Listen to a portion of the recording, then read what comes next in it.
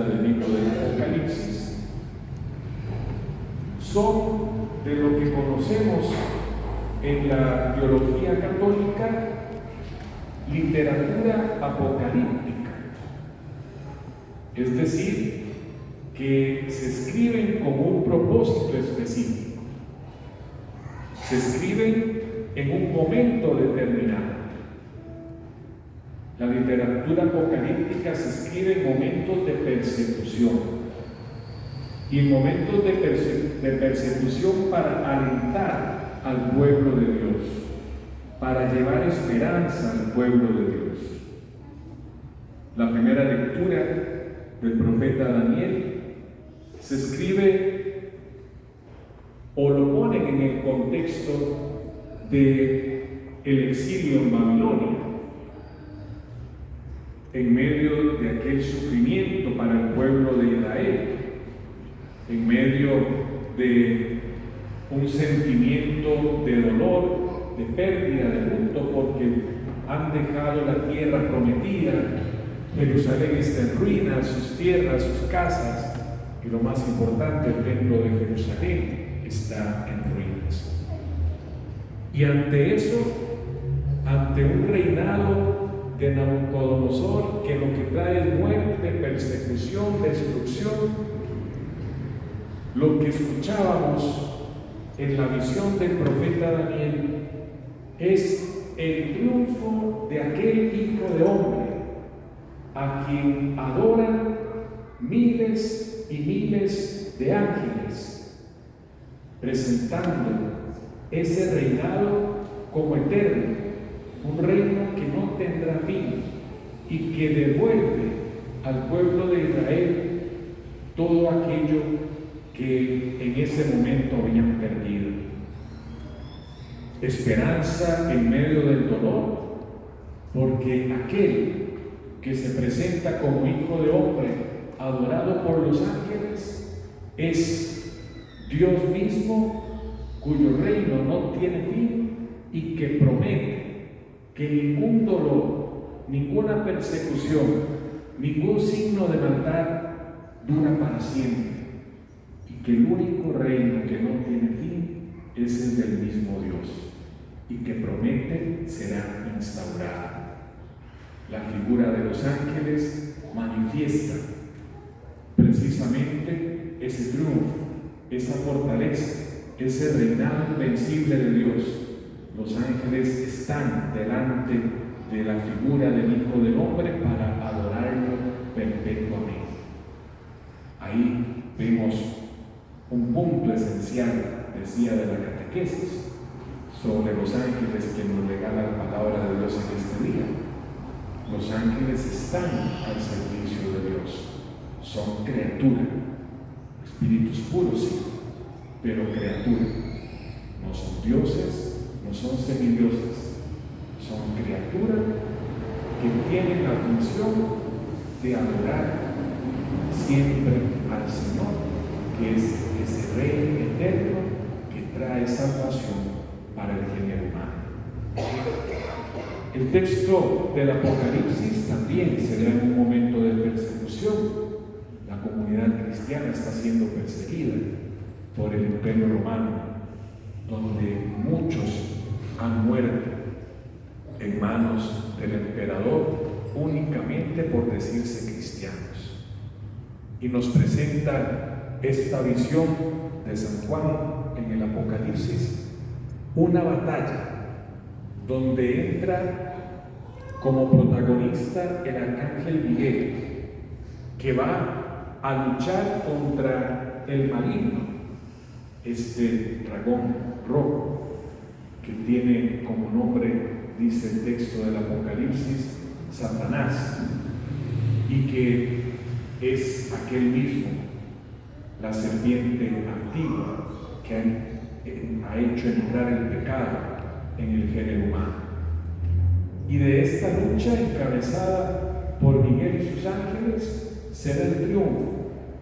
Pero dice claramente también el Apocalipsis, se triunfa en virtud de la sangre del Cordero.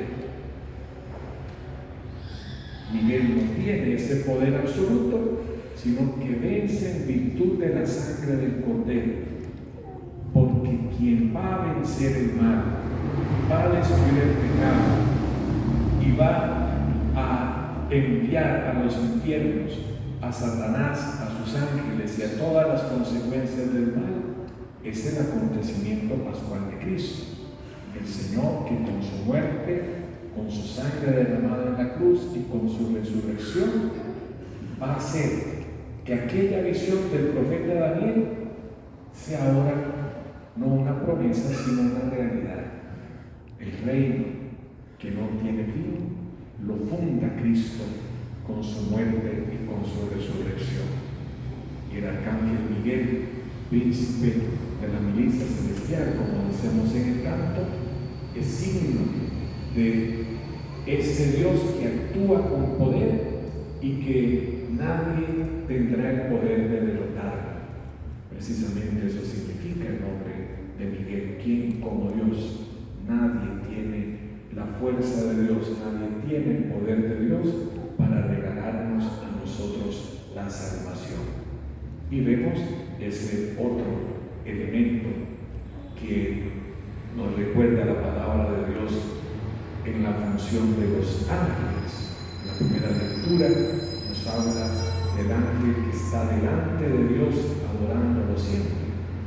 Y este texto de la segunda lectura nos habla del ángel que es enviado para acompañar, para cuidar, para proteger a la iglesia, a cada uno de nosotros. Y el texto del Evangelio, ante el asombro de Natanael, porque Jesús supo quién era él, y al proclamarlo como Dios, Hijo de Dios, Rey de Israel, Jesús aprovecha esa profesión de fe de Natanael para presentarse tal cual es.